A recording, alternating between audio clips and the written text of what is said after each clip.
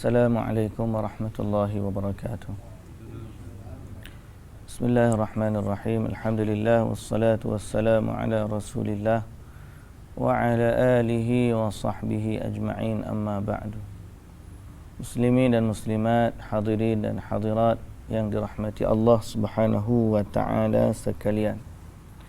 Alhamdulillah, syukur pada Allah Subhanahu wa taala, selawat dan salam atas Nabi kita Muhammad sallallahu alaihi wasallam, juga atas ahli keluarga baginda, para sahabatnya, para pengikutnya sehinggalah ke hari kiamat. Alhamdulillah.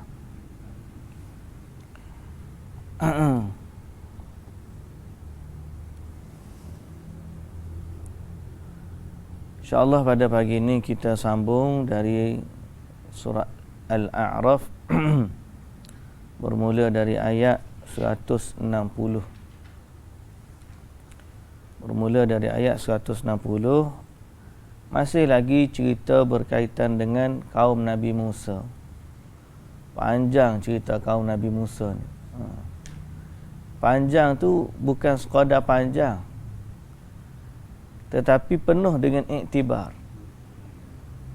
Kerana Allah Subhanahu wa taala ni tidaklah dia turunkan dalam Quran sesuatu ayat pun melainkan untuk memberikan kebaikan kepada umat Nabi Muhammad sallallahu alaihi wasallam.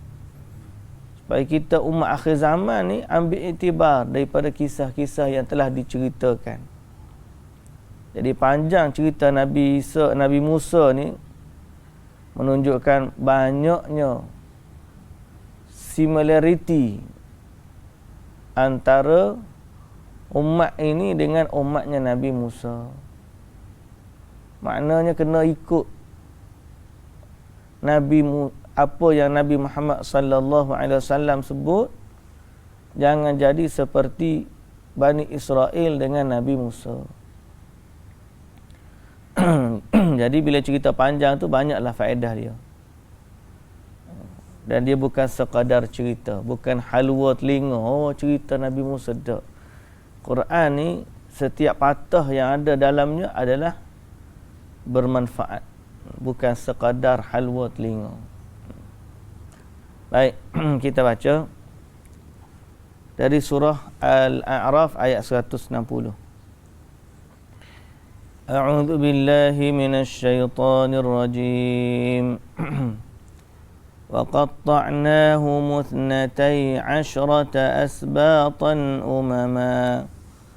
وأوحينا إلى موسى إذ استسقاه قومه أن اضرب بعصاك الحجر فانبجست منه 12 عينا قد علم كل أناس مشربهم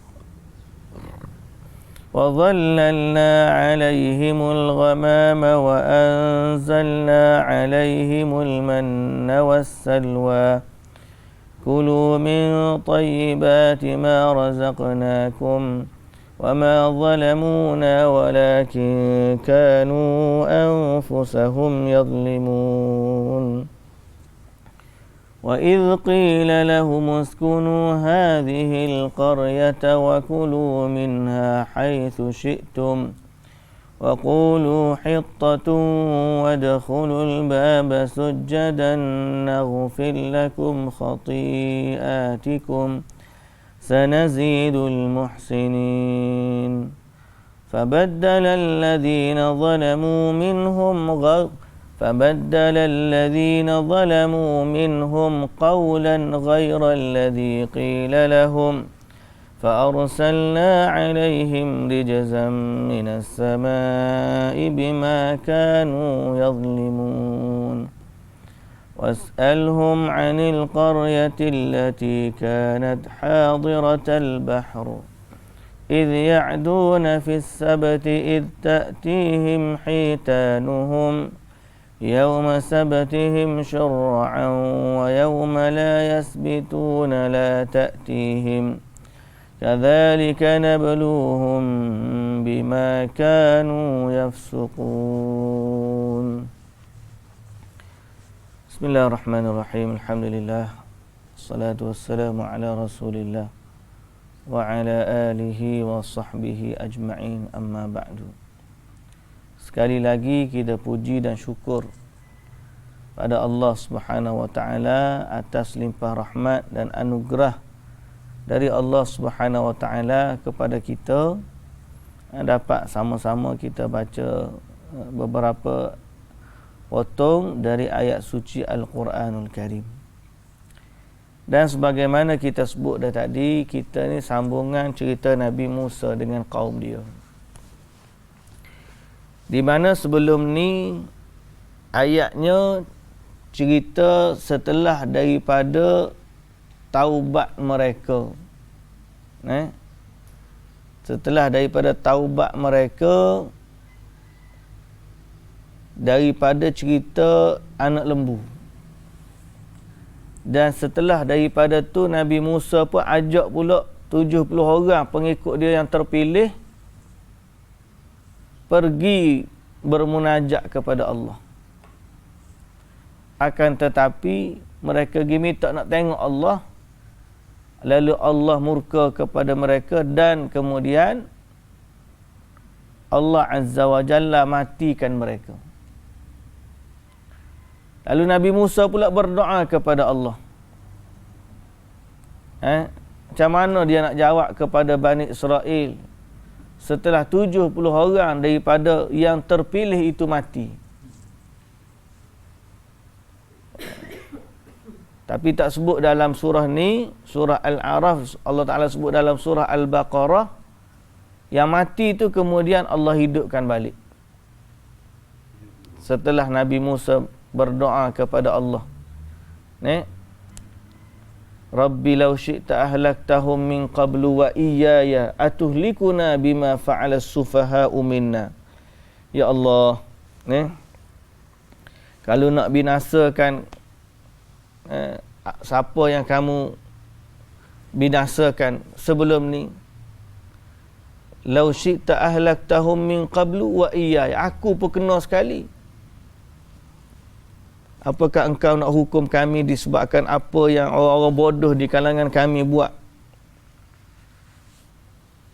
Akhir sekali Allah Ta'ala pun dalam surah Baqarah kata, thumma ba'athnakum min ba'di mautikum, kami hidupkan balik setelah kami matikan. Jadi Nabi Musa berbalik dengan 70 orang tu balik semula. Balik semula ke kaum dia. Sampai dekat kaum dia balik, maka kaum dia ni dah lama dah berjalan ni, mintalah air. Dan Nabi Musa ataupun kaum dia diperintahkan untuk mengikut Nabi Musa. Dan Nabi Muhammad sallallahu alaihi wasallam pun diperintahkan sebut kepada umat dia, inni rasulullahi ilaikum jami'an, sesungguhnya aku ni utusan Allah kepada kamu semua. Ini ayat yang terakhir kita baca. Nak mengingatkan kepada kita kewajipan ikut Rasul kita dan tidak mengangkat Rasul kita ni lebih mulia daripada kedudukan dia. Lebih mulia ni maknanya kalau nak banding manusia, betul belaka.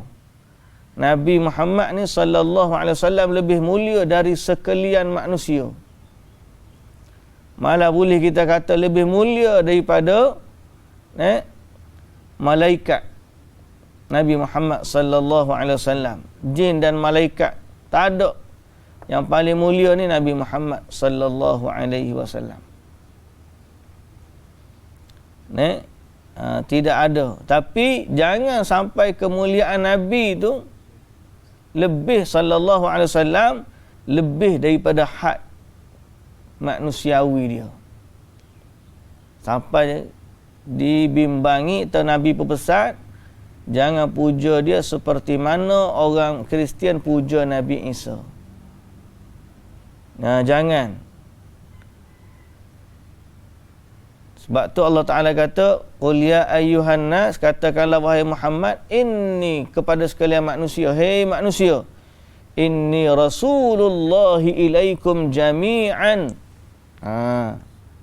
Sesungguhnya aku ni Rasul Allah kepada kamu semua. Allazi lahu mulkus samawati wal ard, yang memiliki kerajaan langit dan bumi. Jadi Nabi ni datang kepada kita mengajak manusia mengagungkan Allah.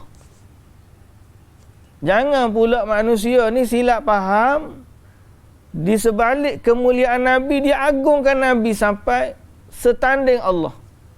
Tak boleh. La ilaha illa huwa yuhyi wa yumit. Tidak ada Tuhan yang berhak disembah melainkan Dia. Dia di sini siapa dia? Allah. Huwa yuhyi wa yumit. Dialah yang menghidupkan dan dialah yang mematikan. Dialah yang menghidupkan dan dialah yang mematikan. Fa'aminu billah, berimanlah kepada Allah. Wa rasulihin nabiyil ummiyi, dan berimanlah kepada Rasulnya, Nabi yang ummi. Allazi yu'minu billahi wa kalimatih, yang mana Nabi itu sendiri beriman kepada Allah dan kalimahnya. Maknanya darjat Nabi itu tidak setanding Allah. Wattabi'uhu, ikut dia. Ikut dari urusan mana? Ikutlah dia dalam urusan menyembah Allah,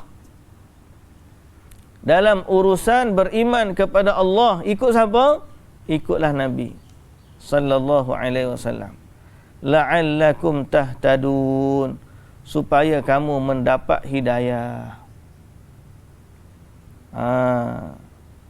Jadi Nabi ni mengajak kita kembali kepada Allah. Ambil iktibar. Jangan mendahului Nabi sebagaimana orang Bani Israel mendahului Nabi Musa. Tak ada Nabi Musa balik, dia dah buat anak lembu dah. Jangan mendahului Nabi.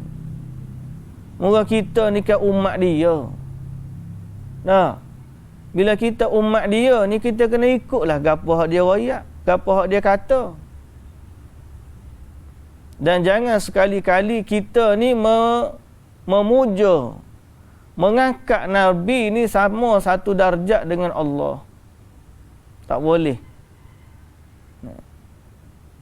Sebab tu inilah fitnah yang telah menimpa orang Kristian.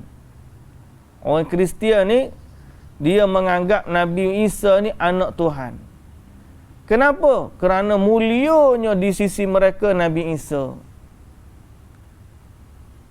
Dan dia tak jadi begitu selalu. Zaman Nabi Isa diutus menjadi Rasul, orang tak kata lagi dia ni Tuhan. Pengikut-pengikut dia pun masih anggap dia ni Rasul. Daripada kecil pun kita baca Quran, Allah Ta'ala sebut, waktu Nabi Isa ni cakap dalam buai, Inni Abdullahi ataniyal kitaba wa ja'alani nabiyya. Waktu dia lahir tu dia declare dah. Jadi kalau nak Dr. Zakir Naik, tanyalah. Kalau ada siapa-siapa yang boleh bawa satu kenyataan daripada Nabi Isa sendiri dalam Bible yang kata I'm God, worship me, aku akan jadi Kristian hari ni. Dr. Zakir Naik kata. Tapi orang punyalah orang Kristian pening nak mikir macam mana nak sebut awak nak jumpa perkataan Nabi Isa. Nabi Isa ni ada perkataan dia. Memang Nabi Isa declare. Tapi declare bukan dia Tuhan. Waktu lahir dia tanpa ayah tu, dia dah declare dalam buayan lagi. Inni Abdullah, aku ni hamba Allah. Ataniyal kitab, Allah bagi kat aku kitab. Wa ja'alani nabiyya, dan dia jadikan aku ni nabi. wa ja'alani mubarakan aynama kuntu. Dia jadikan aku diberkati di mana saja aku berada. Wa awsani bis salati waz zakati ma dumtu hayya. Dan dia pesan kepada aku supaya salat dan bayar zakat selama aku masih hidup. Wa barram biwalidati. Dia suruh aku buat baik kepada mak aku. Walam yaj'alni jabbaran 'asiyya. Dan janganlah dia jadikan aku ni sombong lagi derhaka.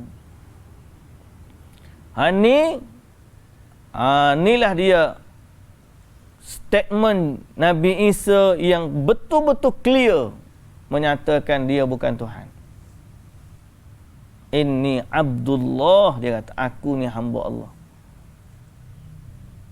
Jadi Nabi Muhammad sallallahu alaihi wasallam pesan kepada kita jangan jadi seperti orang Nasrani. Molek-molek dah Nabi kata dia ni hamba Allah, ada orang angkat dia ni kepada darjat yang lebih tinggi daripada tu. Sehari dua ni tak ada esok lah Syahir, kena sehari dua ni isu tentang tafsiran surah Al-Ikhlas. Surah Al-Ikhlas. Ada seorang ustaz tu dia terjemahkan surah Al-Ikhlas, Qul huwallahu ahad. Katakanlah dia Allah itu satu. Jadi dia terjemah huwa di situ, dia kata huwa ni Nabi Muhammad. Berdasarkan dhamir dia, huwa tu kembali kepada yang dekat. Yang dekat tu adalah anta yang tersembunyi dalam fi'il amar qul tadi. Jadi dia katakanlah Muhammad dan Allah tu satu. Dan dia kata ini adalah tafsir mengikut hakikat. Ada tafsir ikut fiqh, ada tafsir ikut nahwu, ada tafsir ikut hakikat. Jadi sebenarnya perkara ni bahaya. Bahaya dari sudut mana? Pertama, tidak ada ulama-ulama dulu tafsir lagu ni. Tidak Imam Syafi'i, tidak Imam Ahmad bin Hanbal, tidak Imam Malik, tidak Abu Hanifah dan tidak ulama-ulama yang muktabar. Tak ada seorang pun hak tafsir lagu ni. Dan yang kedua, kalau dia kata huwa tu kembali kepada Nabi Muhammad, kemudian dia katakanlah Muhammad dan Allah itu satu. Kalimah dan tu tak ada dalam Quran. Tak ada dalam surah Al-Ikhlas tu, kalimah dan tu tak ada. Jadi kalau dia kata dan tu ada, bererti menokok nambah Al-Quran. Ada seleweng makna, tambah perkataan dalam Fatihah. Dan yang lebih besar lagi yang kita bimbang ialah membawa kefahaman kepada menyamakan Allah dengan, ada menyamakan Nabi Muhammad sallallahu alaihi wasallam ataupun mengangkat darjat Nabi Muhammad sallallahu alaihi wasallam setanding Allah Azza wa Jalla. Sebagaimana Nabi sendiri pesan, jangan kamu puja aku seperti mana orang Kristian puja Nabi Isa. Sebaliknya katakanlah inni Abdullahi wa Rasul. Aku ni hamba Allah dan Rasul dia. Surah Ikhlas ni adalah surah berkaitan Allah. Surah Ikhlas ni daripada awal sampai akhir. Kalau kita perhati surah pun nama Ikhlas dah. Maknanya ikhlas ni hanya dia.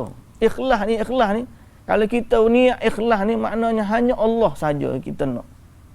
Jadi nama surah Ikhlas ni maknanya cerita ni hanya Allah.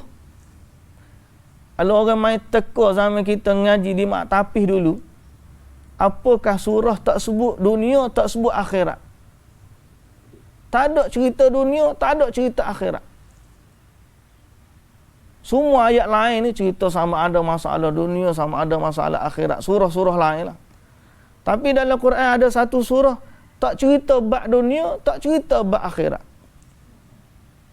Jawapan dia surah Al-Ikhlas. Pasal apa? Surah ni hanya cerita pasal Allah. Daripada awal surah sampai akhir surah cerita pasal Allah. Qul huwallahu ahad. Allah tu satu. Huwa di situ tu dhamir tu tidak kembali kepada Nabi Muhammad sallallahu alaihi wasallam. Dia nak sebut Allah tu satu. Allahus Samad. Allah tu tempat bergantung segala sesuatu. Lam yalid, tidak beranak. Walam yulad, tidak diperanakkan. Walam yakul lahu kufuwan ahad. Dan tidak ada sesuatu pun sebanding dengan Allah Subhanahu wa taala. Surah Al-Ikhlas ni cerita bab Allah sahaja. Tiba-tiba kalau ada orang masukkan Nabi Muhammad dalam surah ni, katakanlah Nabi Muhammad dan Allah tu satu, makna salah besarlah dia. Benda ni perlu majlis-majlis agama, jabat-jabat mufti kena perjelaskan kepada masyarakat agar tidak timbul kekeliruan dalam memahami surah Al-Ikhlas. Kita hormat kepada ustaz, kita sayang kepada ulama. Akan tetapi sayang kita kepada Quran lebih lagi daripada sayang kepada makhluk. Kerana Quran ni kalam Allah. Dan kalam Allah ni tidak boleh diubah dan ditokok tambah. Dan tidak ada orang lebih faham tentang Quran daripada Nabi Muhammad sallallahu alaihi wasallam dan para sahabat. Jadi sebab itu kita kena beringat, kena hati-hati. Kita kena sayang kepada Quran ni, sayang sungguh-sungguh, faham dia sebagaimana Allah Subhanahu wa taala nak suruh kita faham. Dah hak paling faham boleh royak ke kita siapa dia? Nabi Muhammad sallallahu alaihi wasallam dan juga para sahabat dia. Tak ada seorang pun terjemah lagu tu. Tak ada seorang pun terjemah lagu tu. Jadi kita minta lah pejabat agama, pejabat mufti, dan kalau sebenarnya semua ahli-ahli Quran kena bersatu mempertahankan surah Al-Ikhlas daripada diseleweng kefahaman dia. Atas nama tafsir secara hakikat. Tapi sebenarnya ahli Quran sendiri pun hafal Quran, tafsir Quran, kita rujuk dalam tafsir, tak ada satu pun ulama tafsir royak lagu tu. Jadi ahli Quran juga kena bersatu mempertahankan surah Al-Ikhlas ni. Biar masyarakat kita tahu makna yang sebenar dan bertambah tauhid dia, keimanan dia kepada Allah Subhanahu wa taala. Adapun sayang kita kepada Nabi Muhammad sallallahu alaihi wasallam, tidaklah kita kata kurang disebabkan kita tak tafsir ayat Quran tu lagu tu. Betul Nabi Muhammad tu kita sayang. Dia adalah kekasih Allah yang paling mulia, paling agung. Dan banyak lagi ayat-ayat Quran yang ada yang menunjukkan kemuliaannya Nabi Muhammad sallallahu alaihi wasallam. Jangan siapa kita ni seleweng ayat sebab nak angkat darjat Nabi sallallahu alaihi wasallam. Ayat yang kita baca hari ni Allah Taala ada sebut, fa aminu billahi wa rasulihi nabiyil ummi alladhi yu'minu billah wa kalimatihi wattabi'uhu la'allakum tahtadun. Allah Ta'ala kata, berimanlah kamu semua kepada Allah dan Rasulnya yang merupakan Nabi yang ummi, yang mana dia beriman kepada Allah dan kalimahnya. Wattabi'uhu, ikutlah dia. Ini Allah Ta'ala pesan kita, ikutlah dia. Dia sini ni siapa? Nabi lah. Banyak dah ayat Quran yang sebut kemuliaan Nabi. Jangan siapa kita ni ubah hak lain. Surah Al-Ikhlas tu sangat besar. Dia tu cerita tentang Allah semata-mata. Surah yang nak mengajak kita mentauhidkan Allah dan tidak menyamakan Allah dengan mana-mana makhluk. Tidak ada satu pun makhluk di dunia ni dan di alam semesta ni boleh diangkat sampai setanding dengan darjat Allah. Allah kata di hujung ayat, walam yakullahu kufuwan ahad. Makna siapa pun tak boleh diangkat setanding dengan Allah Subhanahu wa taala. Tidak ada sebanding dengan Allah. Jadi ikhlaskanlah akidah kita. Ikhlaskanlah niat kita. Ikhlaskanlah tauhid kita. Dalam erti kata kita hanya bertauhid, beriman bahawa Allah tu Maha Esa, tidak ada sesuatu pun yang sebanding dengannya. Tidak Jibril, tidak Nabi Muhammad, tidak lain-lain daripada keduanya. Wallahu ta'ala a'lam. Muslimin dan muslimat yang dirahmati Allah. Ayat kita baca hari ni tak masuk lagi. Wa min qaumi Musa ummatun yahduna bil haqqi wa bihi ya'dilun.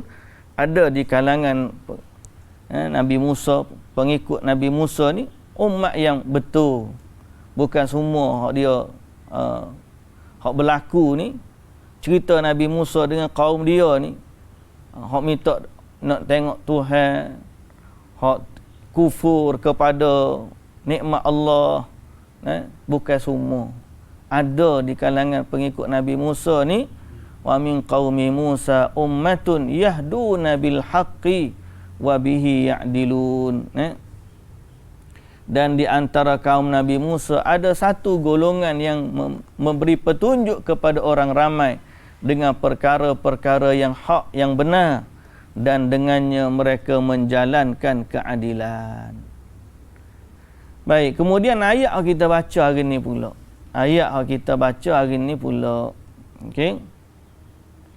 Firman Allah Subhanahu wa taala, wa qatta'nahu muthnatai asyrata asbatan umama.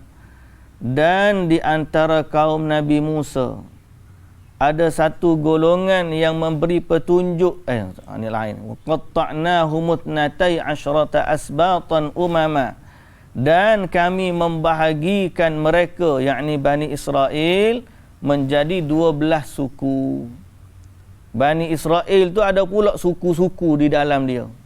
Jadi Allah Ta'ala kata kami bagi dalam Bani Israel tu ada 12 suku. Umama, suku yang besar, golongan-golongan yang besar. Wa auhayna ila Musa, dan kami wahyukan kepada Nabi Musa, idistasqahu qaumuhu, ketika kaumnya minta air kepadanya.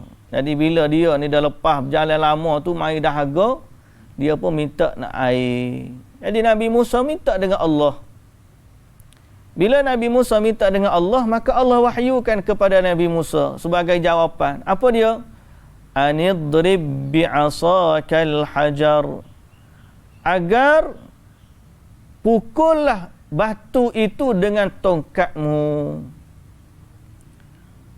Fanfajarat min huthnata fambajasat min huthnata asyrata aina, maka terpancarlah daripadanya 12 mata air. 12 mata air. Fambajasat min huthnata asyrata aina, maka terpancarlah daripadanya 12 mata air.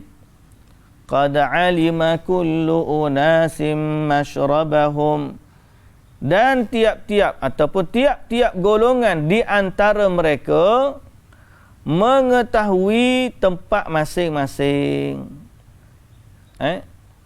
Mengetahui tempat masing-masing. Jadi ada 12 suku dengan 12 mata air, maka setiap suku ni dapat mata air masing-masing. Dan kita dah sebut dah sebelum daripada ni, mukjizat ni berlaku dengan izin Allah. Tidak dengan kehendaknya Nabi dan tidak juga dengan kekuatannya makhluk. Berarti tongkat Nabi Musa tu tak ada apa pun kekuasaan, melainkan yang mengeluarkan mata air itu adalah Allah. Asbab saja pukul dengan tongkat tu. Ni asbab saja pukul dengan tongkat tu.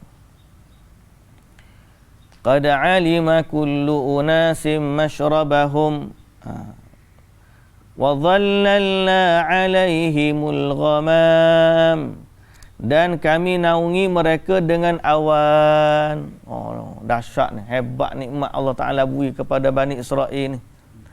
Nah, daripada kena jadi hamba, kena halau ataupun kena kejar kepada Firaun, Allah selamatkan daripada Firaun. Kemudian Allah seberangkan mereka tak lemah. Jalan pula dengan Nabi Musa alaihissalam. Berlaku dah cerita sebelum ni. Siapa perikat habis berkala daga pula minta dengan Allah, Allah bagi air. Bukan kata air bagi panggil jumpa air sikit kena catu-catu, tak. Keluar 12 mata air, setiap satu suku ada mata air dia sendiri. Tak cukup dengan tu, mari pula awan menaungi mereka. Mari pula awan menaungi mereka. Tambah lagi nikmat. Wa anzalna alaihimul manna wassalwa, dan kami kurniakan kepada mereka, kami turunkan kepada mereka manna dan juga salwa. Manna dan juga salwa. Yang ni sudah ada pun cerita dia dalam surah Baqarah. Cuma oleh kerana kita ni mari daripada belakang, tak jumpa cerita detail lah lagi. Tu pun tak puas hati lagi. Boleh manna wa salwa, minta bawang lah, minta kacang lah, macam-macam Bani Israel ni. Allah Ta'ala kata, Kulu min tayyibati ma razaqnakum, makanlah dari apa yang baik yang telah kami kurniakan kepada kamu. Wa ma zalamuna, dan tidaklah mereka menganiaya kami dengan kekufuran mereka. Walakin kanu anfusahum yadhlimun, akan tetapi mereka adalah menganiaya diri sendiri. Dalam keadaan Allah Ta'ala bagi kepada dia ni nikmat, tiba-tiba dia boleh mensyirikkan Allah. Allah Ta'ala kata, kalau dia buat sekalipun lagu tu, tidaklah dia boleh menjejaskan, menzalimi kami. Tak terkesan pun perbuatan dia tu kepada Allah. Sebaliknya perbuatan syirik dia tu akan memberi kesan kepada dirinya sendiri dengan kemudaratan dan azab. Wa ma zalamuna walakin kanu anfusahum yadhlimun. Maknanya kalau kamu sembah Tuhan lain pun, Allah tak ada kesan sikit habuk pun. Sikit habuk pun tak ada kesan pada Allah Ta'ala. Sebaliknya, kesan daripada perbuatan syirik tu akan kembali kepada kamu sendiri. Inilah yang berlaku kepada Bani Israel. Inilah yang berlaku kepada Bani Israel. Kemudian kata Allah lagi, wa idh qila lahum uskunu hadhil qaryah, dan ketika mana Dan ingatlah ketika dikatakan kepada mereka, tinggallah di bandar ini dan makanlah dari makanannya apa sahaja yang kamu sukai. Dan berdoalah kepada Allah dengan berkata, wahai Tuhan kami, gugurkanlah dosa kami. Dan masuklah melalui pintu kota itu dengan tunduk merendah diri, supaya kami mengampunkan dosa-dosa kamu. Kami akan menambah balasan bagi orang yang berbuat kebaikan. Ni Allah Ta'ala cerita. Masih lagi sifat cerita Bani Israel. Di mana mereka sampai satu tempat yang Allah Ta'ala kata bolehlah duduk sini. Uskunu hadhil qaryah. Duduk sinilah. Makanlah dan minumlah di sini. Wa kulu minha haitsu syi'tum. Wa qulu hittatun. Maka berkatalah kepada Allah, hittatun. Hittatun ni maknanya ampunkanlah dosa kami. Ampunkanlah dosa kami. Tapi Bani Israel ni, dia punya kona, auta, bahasa kita auta. Loya buruk pun ada. Tahu loya buruk tak? Hak Tuhan kata ni, dia main kona semua. Kalau Tuhan kata lagu ni, dia royak lagu ni. Hittatun ni supaya minta ampun. Dia kata hittatun tu, hittah tu daripada syairah. Syair maknanya gandum. Dia boleh kata Tuhan tak suruh minta apa, dia suruh minta gandum. Dia tukar berat orang Bani Israel ni. Kemudian wadkhulul baba sujada. Allah Ta'ala suruh masuk dengan tunduk, dalam keadaan tunduk merendah diri. Dia pergi masuk ke terbalik, masuk punggung pula, tidak merendah diri. Wasanazidul muhsinin. Allah Ta'ala kata apa? Kalau kamu buat seperti mana kami suruh, kami akan tambah nikmat ke atas kamu. Kami wasanazidul muhsinin. Kami akan tambah nikmat ni pada orang yang berbuat kebaikan. Maknanya, kalau mu taat kepada apa yang aku suruh ni, duduk sini, makan minumlah, kemudian berbuat baiklah sini, taubatlah kepada Allah, masuklah kota ni dalam keadaan tunduk merendah diri, maka kami akan tambah lagi nikmat yang kami dah bagi ni. Tapi apa yang berlaku? فَبَدَّلَ الَّذِينَ ظَلَمُوا مِنْهُمْ قَوْلًا غَيْرَ الَّذِي قِيلَ لَهُمْ. Maka orang-orang yang zalim di antara mereka menukarkan perintah itu dengan perkataan yang lain yang tidak dikatakan kepada mereka. Supaya isu kita hari ni, supaya lagu mana? Tuhan royak lain, dia mau pergi royak lagu lain daripada hak Tuhan royak. Tuhan kata hittatun tu bertaubat, suruh taubat. Dia kata hittah hak Tuhan suruh tu sebenarnya gandum. Fabaddalal ladzina zalamu. Orang hak buat zalim daripada Bani Israel tu, dia tukar hak Tuhan royak. Tuhan royak lain, dia pergi royak lain. Kena juga dengan ayat Al-Ikhlas tadi tu. Tuhan kata qul huwallahu ahad, Tuhan tu satu. Hanya pergi tukar pula. Dia kata Muhammad dan Tuhan tu satu. Tak kira lah nak royak kau batiniyah, tafsir hakikat kau, tafsir gapo kau, tu lain daripada hak Tuhan royak. Tuhan kata qul huwallahu ahad. Katakanlah dia itu Allah yang satu. Tak ada dan pun situ, tak ada dan. Jangan tukar ayat Tuhan ni. Walaupun kita sayang kepada Nabi Muhammad, walaupun kita nak suruh orang ni nak tunjuk besarnya kedudukan Nabi Muhammad sallallahu alaihi wasallam, dan walaupun kita nak tunjuk semua hak Nabi Muhammad buat ni adalah panduan daripada Allah Subhanahu wa taala, banyak lagi ayat-ayat lain hak kita boleh guna. Tapi jangan ubah hak Tuhan royak ikut nak suruh sokong hak kita nak royak ni.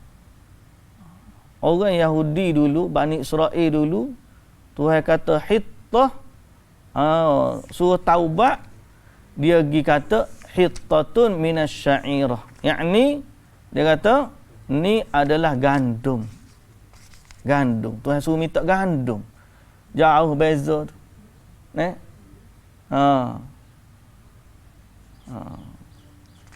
Dalam surah Al-Baqarah ni nama mana ayat dia? Wa idh kunna dkhulu, ayat yang ke-58.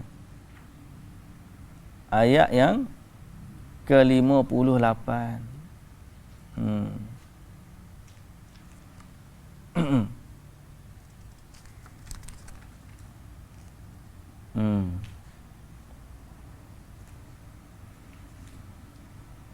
Wa qulu hittatun, berkata Ibnu Abbas ayat ni, wa qulu hittatun qala maghfiratun istaghfiru, maknanya kamu mintalah keampunan Allah. Kamu mintalah keampunan dari Allah.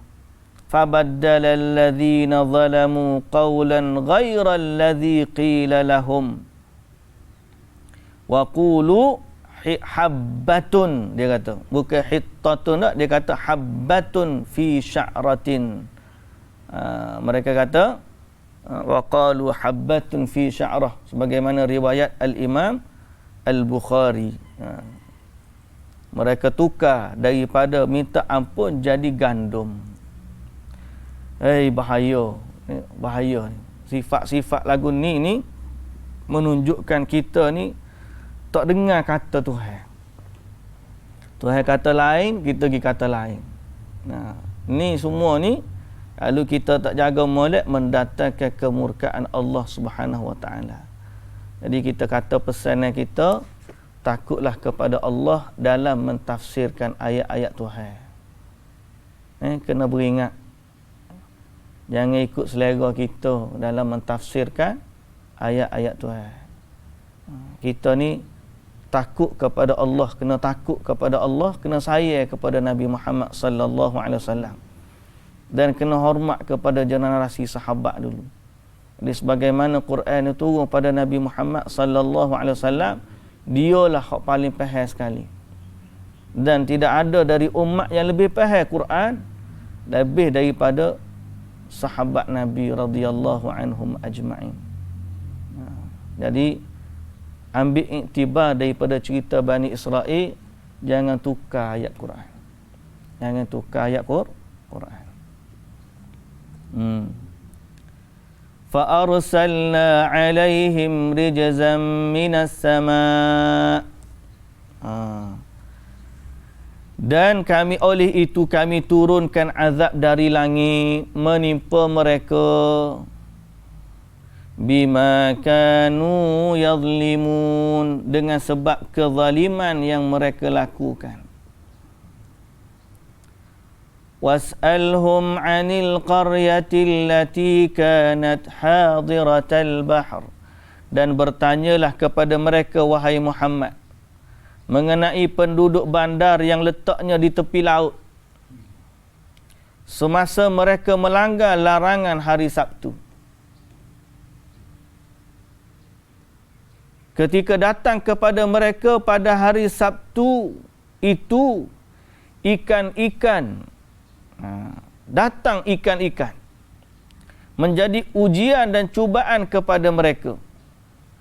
yang kelihatan timbul di muka air, sedang pada hari-hari lain ikan-ikan itu tidak pula datang kepada mereka.